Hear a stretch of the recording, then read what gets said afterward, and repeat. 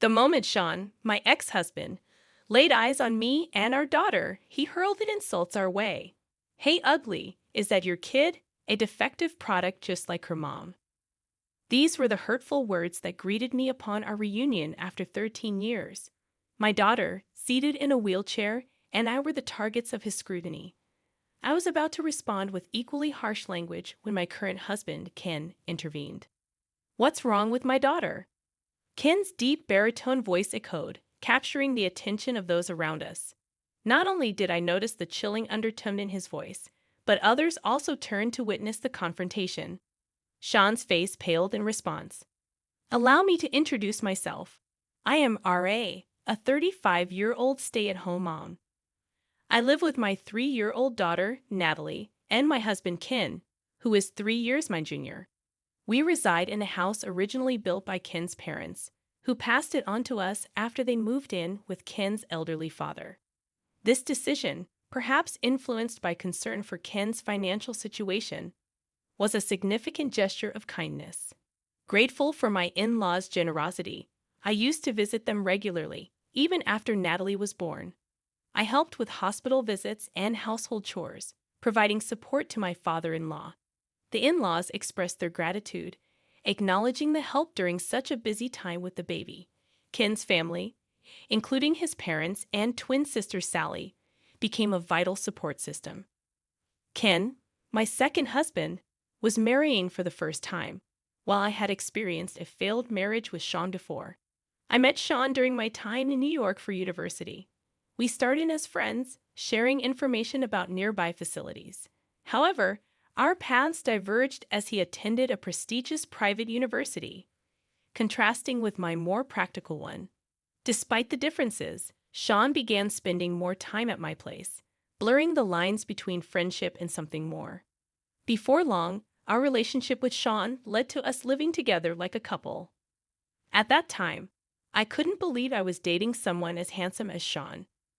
While I may not have possessed the glamour of the female students on C's campus, I believed I could offer a comforting presence. Unfortunately, my willingness to contribute extended far beyond emotional support. I found myself shouldering all the household responsibilities, cooking, cleaning, and laundry, a realization that, in hindsight, seemed absurd. It became evident that Sean sought comfort from the very beginning, a sign that raised red flags. The comfort he desired was purely self-serving, an abbreviation concealing the egoism that made it convenient for him. Love, however, tends to be blind, and I chose to overlook Sean's selfishness. When Sean expressed his desire to quit his job due to its challenges and financial constraints, I suggested moving to a slightly larger apartment. I even offered to cover the rent to ease his burden. We relocated to a new apartment near our initial meeting place, but the burden on me grew significantly. Sean insisted on having 2 phone lines, one for him and one for me, fabricating a story about his parents being conservative and unaware of our living situation. Fearful of their potential withdrawal of financial support, I agreed to his request without fully considering the consequences. The financial strain intensified as the apartment lease and utilities were in my name, and I became responsible for expenses like electricity, gas, water, landline phone bills, and internet charges. Initially, Sean had promised to contribute more towards utilities, acknowledging that I covered the rent. However, it didn't take long before he started apologizing for being short on cash, attributing it to social obligations related to job hunting. Despite his promises, I ended up shouldering all the financial burdens, a situation that would persist. Before I knew it, my financial responsibilities extended beyond rent and utilities. I found myself footing the bill for groceries and even the beer Sean drank after his baths. Sean's contributions were minimal, limited to the occasional delivery pizza when his friends gathered at our place. To make matters worse, he insisted on keeping our living arrangement a secret from his seminar and club friends, fearing awkward teasing. Outside of university classes, my time was consumed by part-time jobs and household chores. This left me with no one to confide in or seek refuge with, forcing me to spend nights at manga caves or diners. Summers were particularly tough, waiting on a park swing in the cold, early mornings until I could return home with insufficient funds for warmth. It led me to question what I was doing with my life. As Sean and I reached our senior year and began earnestly job hunting, I finally reached a breaking point. I accused him of living like a leech and demanded he start contributing to living expenses immediately. Sean, in a soothing tone, apologized and acknowledged taking my kindness for granted. However, his attempt to appease me only highlighted the imbalance in our relationship. The following day, Sean did something unusual. He picked me up from my part-time job, and upon returning to the apartment, I found it cleaned up and a dinner prepared. A thoughtful gesture that seemed to have come from a department store basement food hall.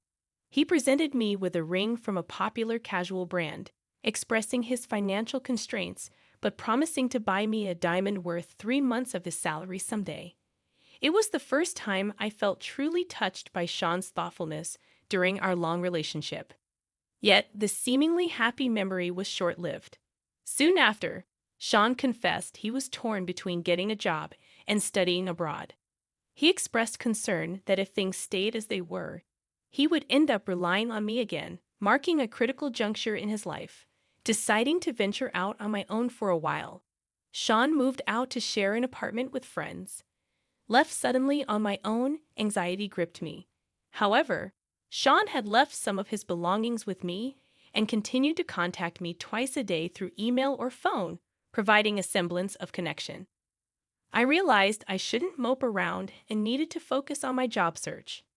Despite the challenges, I managed to secure an offer from my first-choice company and mid-sized trading firm. Yet around that time, strange calls started coming to the landline registered in Sean's name. Ominous messages like, "We'll be in trouble if you don't repay us by this week," and "Don't take us lightly," played on the answering machine. Concerned, I reached out to Sean, but he dismissed it, assuring me not to worry. Soon, letters arrived in the mail with phrases like payment reminder and final notice. When I confronted Sean more forcefully, he snapped, stating, "Stop nagging. I've been putting up with someone as ugly and defective as you this whole time, so the least you can do is pay this off as a thank you." His harsh words marked the end of our communication. Deceived by his initial regular contact, I realized too late that I hadn't obtained Sean's new address. Attempts to contact his university proved futile, and they refused to disclose any information. Desperate for any clue, I'd opened some of the cardboard boxes he had left in the apartment. Inside, I found documents from various finance companies indicating debts, old clothes with no resale value, and a used, outdated laptop. There was nothing that could lead me to Sean's parents' address or his current whereabouts, making me realize I was nothing more than a source of money to him. The situation worsened when 2 men in suits arrived at my apartment not long after losing contact with Sean. They informed me that, as Sean's wife and guarantor for his debts, I was expected to repay them promptly. This additional blow, coming at a time when I hadn't even recovered from the shock of being abandoned by Sean, was devastating. It was Ken and his family who eventually rescued me from this situation. Grateful for their support, I've always wanted to do everything I can for my parents and kin. As I pushed my daughter Natalie's wheelchair through the mall, I unexpectedly encountered Sean, the man who had betrayed and abandoned me 13 years ago. He looked at me and Natalie with rudeness, approaching us with an unpleasant smile. The first words out of his mouth were insults directed at both me and my innocent daughter, calling her a defective product, like her mom. I was on the verge of losing my temper when a man stepped in between Sean and me, my husband Ken. Ken, upon witnessing the situation, inquired about what was wrong with our daughter. His voice resonated, attracting the attention of onlookers who stopped to see what was happening. For some reason, Sean, faced with Ken's calm demeanor, turned pale and refrained from retorting. As Natalie and I looked back and forth between Sean and Ken, the confrontation escalated. Sean, unable to withstand the surrounding gazes, snapped at Ken, asserting that it was a private matter and none of his business. However, Ken remained unfazed and replied, I'm involved because it concerns my family. Otherwise, I wouldn't bother speaking to someone like you. Turning to Natalie, he gently said, Mommy and Daddy have some business to take care of. Auntie will be here soon to pick you up, so why don't you go to her house first? Hearing this, I couldn't help but exclaim, and although surprised, Natalie, unusually composed for her age, agreed. Soon after, Ken's sister Sally arrived with her children, and Natalie left the scene with them. Ken, losing the initial momentum but maintaining a stern posture, stooped slightly towards Sean, who seemed somewhat diminished by the confrontation. Ken pressed with a half smile. Let's have an adult conversation, shall we? It's best we move somewhere else rather than providing a free show for the public. Sean, not particularly short, but significantly overshadowed by Ken's near 6'3" stature, and faced with Ken's unsmiling gaze, probably thought it was better than being gawked at by onlookers. Surprisingly, he'd agreed to Ken's suggestion to change locations. The three of them took a taxi and arrived at the building housing Ken's office. With the push of an elevator button and a glance at the tenant directory, Sean realized they were headed to a law firm, causing his complexion to turn pale once again. However, it was too late for Sean to run away, so he reluctantly joined them in the elevator on his supposed day off. Ken appeared with a stern face, bringing his wife, me, and a guest, which surprised the office staff. By the time we were escorted to the back reception room, the staff had regained their composure. Watching Ken's profile, I managed to calm my nerves, but Sean remained visibly restless and uneasy. Observing Sean's state, Ken, with a sly smile, placed a stack of documents on the table, asking a staff member to bring them. He casually mentioned, "It's terrifying how coincidences work, isn't it? To think we'd meet the very person involved before showing this investigation report to the chairman." Sean's complexion grew worse upon hearing this, but I had no idea what they were talking about. Noticing my confusion, Ken began to explain to both Sean and me. The chairman he mentioned was a major client of Ken's office, the current chairman of a machine tool manufacturing company. Recently, the chairman had personally summoned Ken to the company's headquarters, where he was introduced to the chairman's youngest daughter, who had just returned from studying in the United States. The chairman had a special request. He wanted an investigation into a man's background to be kept confidential. And there, in the sales department, was none other than Sean Smith, albeit using a different spelling for Sean back then. Ken continued with a grin, making Sean's face grow even paler. He explained that the chairman's granddaughter, while studying in France, had formed a relationship with a man at the same graduate school. They promised each other a future together. This man had dropped out of a university just before graduating, moved to France, enrolled in a local university, and after graduating, worked for the company's local branch. However, he left to seek further education in graduate school. The granddaughter, a smart woman, had fallen deeply in love with this man, who supported her through homesickness. After enrolling in a French university and completing her master's degree earlier than him, she returned to Japan with him. She then asked her grandfather, the chairman, to approve their marriage and to consider him for a position in the family-owned company. The chairman was completely unaware of this man's existence around his granddaughter in France. However, the executive director, the chairman's daughter, had met the man several times during business trips to France and had been introduced to his parents stationed there. The executive director thought it too sudden for her adult daughter to marry and immediately join the family business as a future executive. After a private discussion between the doting grandfather and the executive director, they discreetly commissioned Ken's law firm, which had a long-standing relationship with their family, to investigate Sean. Feeling a bad premonition, I asked, "Don't tell me that man isn't Sean, is it?" Before Ken could answer, Sean snapped back, "What? It's a problem if it's me. We've been over for ages, and who I marry has nothing to do with you." Sean was a part of my past that I'd rather forget, and I had no interest in his current affairs. However, there was plenty I wanted to say to him out of spite. "Separated, yes, but right before that, you filed for our marriage without my consent. made me a guarantor for your debts, then disappeared, I shouted. Sean seemed taken aback for a moment but quickly smirked. You say that, but you wanted to marry me back then. I just made your dream come true, and in return you helped a bit with my debts. Pointing at Ken, he continued, I was worried when I had to update my passport at the embassy. But when I checked back here, I was relieved to find I was single. I never thought someone as ugly and defective as you would have someone else willing to take you in. So, I was worried you might be waiting for my return. Just as I was about to lose my temper again, Ken stepped in. I thought you had been quiet because you were reflecting, but a scumbag will always be a scumbag, he remarked. Ken then smoothly explained how our marriage was old, leaving Sean officially single. It turned out that when Sean disappeared and debt collectors came for me, Ken's father, my father-in-law, was the first to offer me advice.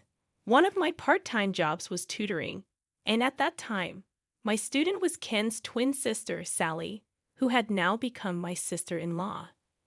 Sally was a bright kid, but had started to skip school due to being ostracized by her classmates.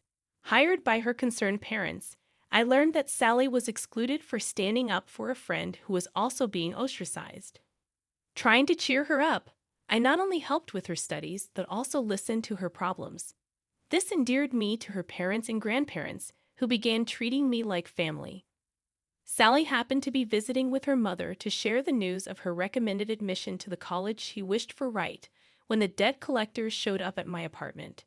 Shocked by my exhausted state and furious to learn about the marriage registration done without my consent and being made a guarantor for debts, Sally immediately contacted her father and grandfather. They brought me to this law firm. From there, my father and grandfather mobilized all their resources to resolve the situation. They started by filing for an annulment due to the unauthorized marriage registration and negotiating with the financial institutions about the invalidity of making me a guarantor against my will. It was a tough battle, but given their expertise in this field, they managed to successfully resolve both issues. I was told that facing a lawsuit for annulment and dealing with stubborn financial institutions was a tremendous effort, especially as Sean was nowhere to be found. Meanwhile, overwhelmed by this sudden misfortune, the shock of being abandoned by Sean, and the turmoil jeopardizing my college graduation and employment offer, I worried about how I could ever afford the attorney's fees.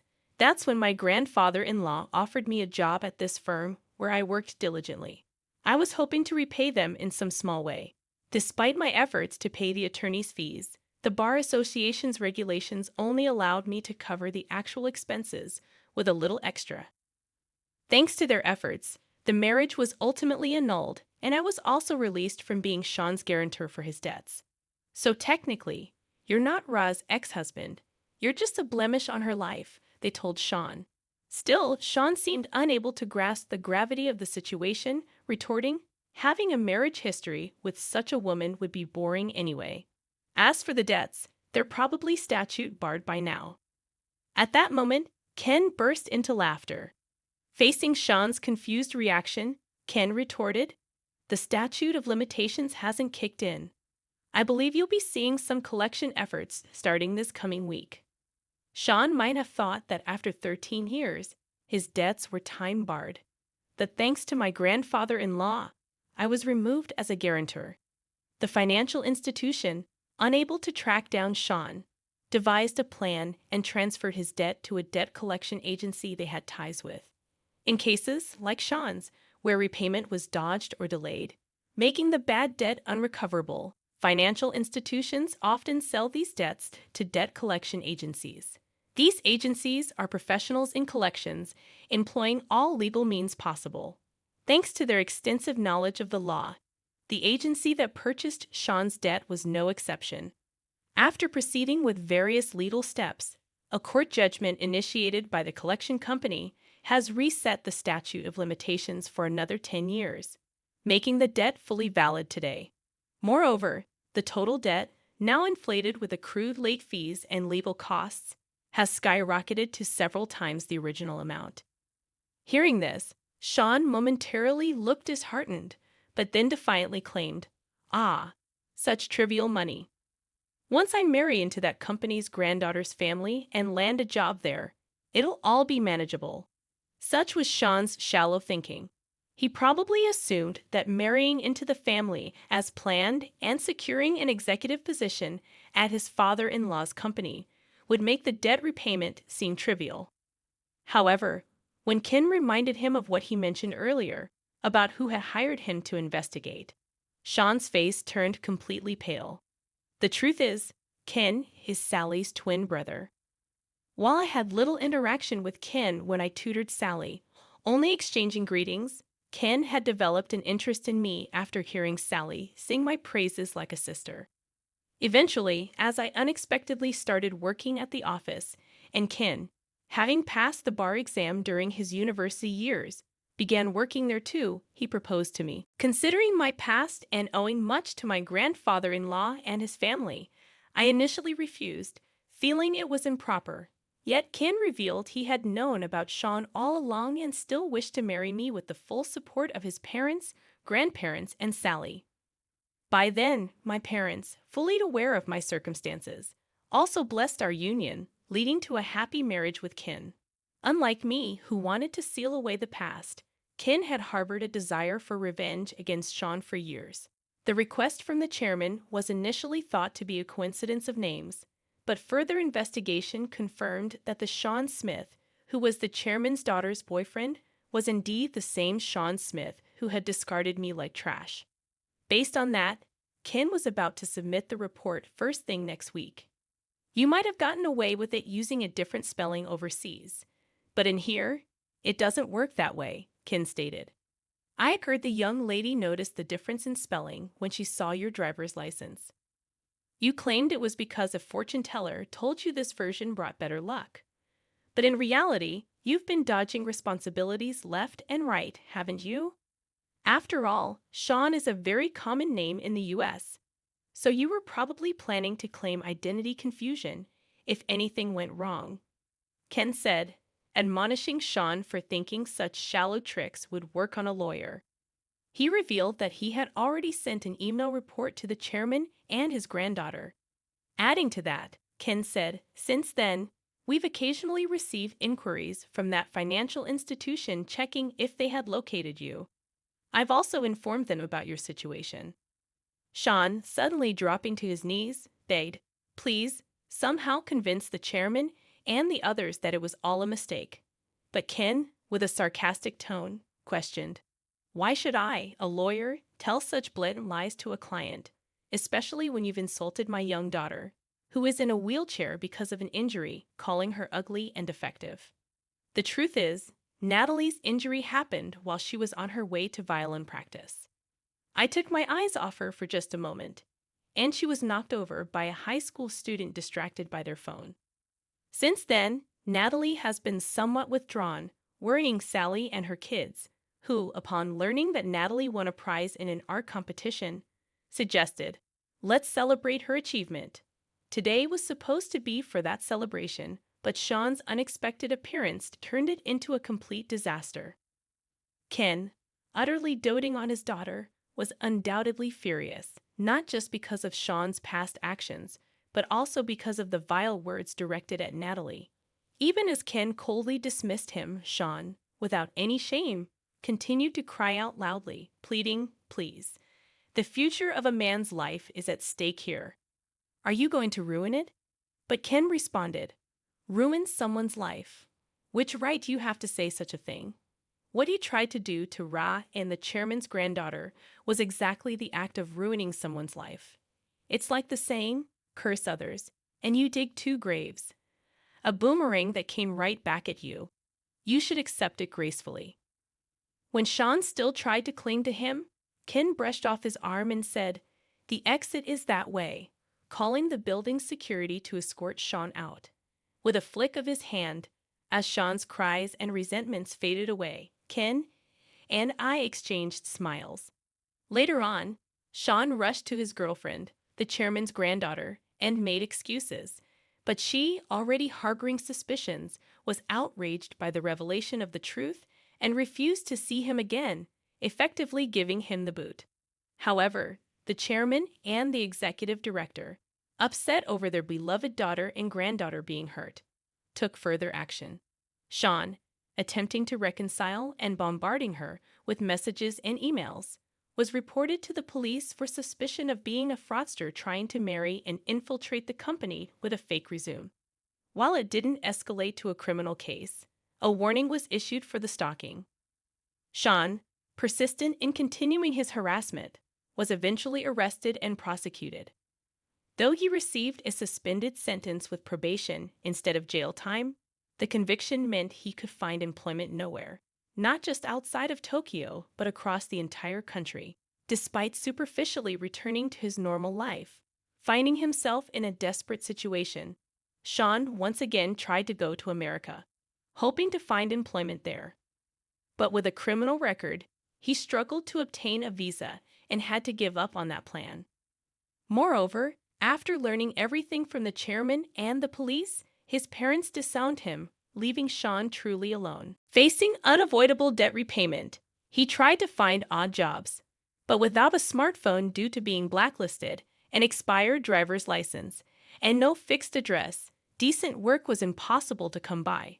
I heard through the grapevine that he ended up working for a shady handyman service introduced by the debt collectors, living in a dormitory with no privacy and working from dawn till dusk. But I decided to forget about it as soon as I heard, as it had nothing to do with me. On the other hand, Ken and I moved from our suburban house to a condo near the private elementary school Natalie plans to attend once her injury had healed. Natalie, who has been averse to taking the train since the accident, liked the bus accessibility and the view from our high-rise apartment, seeming happier every day. The previous house was a remodeled version of Ken's parents' home. So when Ken suggested selling it to move, I worried about what his parents would think. However, they, enjoying their second life in a warm sea town, told us the happiness of our son, his wife, and our granddaughter is what matters most. Don't worry about us. They actually encouraged us to go ahead with the move. Being closer to my workplace means more time spent with the family than before. It was a good decision. Ken, enjoying the new life as much as Natalie, said, watching them, "I've been thinking about trying something new myself."